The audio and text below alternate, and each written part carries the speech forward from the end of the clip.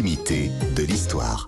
Et aujourd'hui, Clémentine, vous nous racontez un député qui n'a pas mis d'eau dans son vin. Faut dire qu'il n'en buvait pas. Philippe Grenier, le premier député musulman à l'Assemblée nationale qui a été contre l'alcool.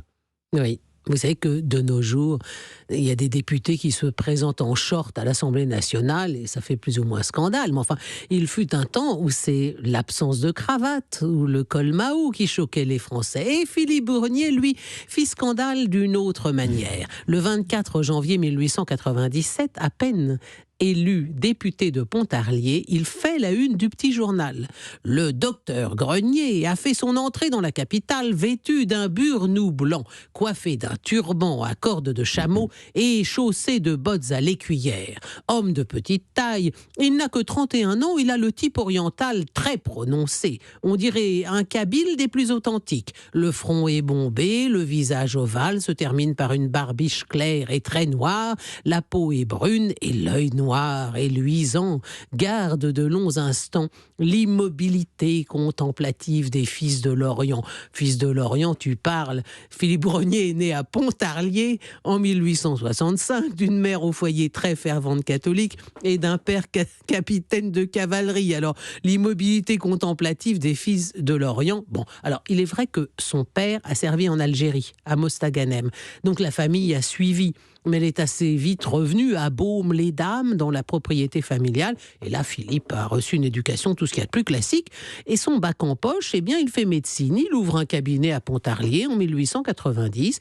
Et la même année, il se rend auprès de son frère Ernest, qui est en Algérie à ce moment-là. Il sert dans l'armée française à Blida, en Algérie. Et Philippe est à la fois très choqué par le sort de la population algérienne et absolument fasciné par la culture musulmane. Et désormais, revenu à Pontarlier, il ne pense plus qu'à une chose, se convertir à l'islam. Alors, il dévore le Coran, il lit tout ce qu'il peut trouver comme livre ayant trait à l'islam. Il retourne en Algérie en 1894, il se convertit effectivement, et il va même faire le Hadj, il va faire le pèlerinage à la Mecque. Il a alors 29 ans. Il considère que les principes d'équité, de justice, de charité envers les malheureux sont bien davantage à l'honneur dans l'islam que dans le christianisme, que la famille y occupe une place extrêmement importante, et ça lui convient. Et par ailleurs, en tant que médecin, il est favorable à la proscription des boissons alcooliques. Et puis, dans l'islam, il y a aussi les ablutions très fréquentes du corps et des vêtements, et là aussi, à ses yeux de médecin, tout cela est extrêmement sain. Alors depuis son retour à Pontarlier et sa conversion, il a définitivement adopté le turban, la gandoura et le burnou. C'est un petit peu pittoresque comme médecin, mais c'est un excellent docteur. Et par ailleurs, le plus généreux qui soit, il ne fait jamais payer ses consultations aux plus pauvres. Et à Pontarlier, on ne le surnomme que le bon docteur des pauvres. Donc ses patients lui sont restés très fidèles, même si maintenant il les accueille en burnou, que voulez-vous. Et voilà qu'en 1896, il se présente aux élections législatives. Son programme est très moralisateur. Alors, il affirme vouloir lutter contre l'étalage d'un luxe inouï dans l'indifférence aux pires misères sociales. Il dénonce des dépenses formidables et souvent inutiles, une dette s'accroissant tous les jours, le manque de fraternité véritable. Voilà, il aurait pu être candidat en 2023, il n'aurait sans doute pas dit autre chose. Selon lui, aucune réforme sérieuse n'est entreprise pour diminuer les souffrances des prolétaires ou les charges du plus grand nombre. Sur le plan religieux, il revendique la liberté absolue pour les religions qui honorent Dieu et réclament la protection des pauvres, des malades et des infortunés. Alors il propose des choses un peu plus pittoresques, il propose des bains publics gratuits dans toutes les communes de France. Il voudrait aussi naturaliser tous les musulmans d'Algérie et de Tunisie et leur donner tous les droits qu'ils ont acquis en combattant auprès de nos soldats. Alors résultat, Grenier est élu avec 283 voix d'avance sur le second. Il fait les gros titres des journaux, il est le premier musulman à devenir député. Le jour de sa rentrée à la Chambre, 12 janvier 1897, les tribunes de l'Assemblée sont remplies de curieux.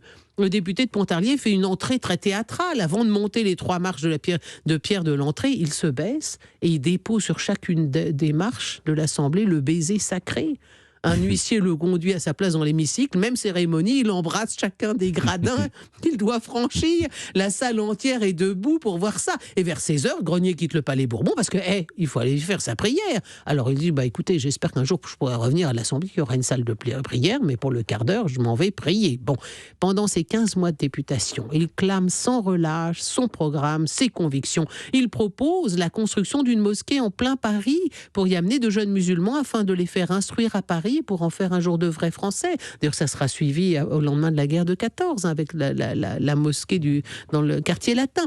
Il proclame qu'il faut pousser l'Algérie dans la voie du progrès, y créer des routes, y planter des arbres fruitiers, y mener des travaux d'assainissement. Voilà quelles étaient les propositions du député Philippe Grenier. C'était un très, très, très bon député. Hélas, aux élections de 1898, les électeurs de Pontarlier ne le suivent plus. Et pourquoi ?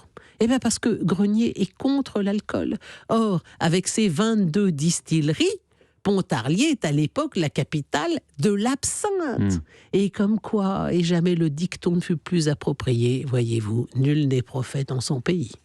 Merci beaucoup Clémentine. Et maintenant,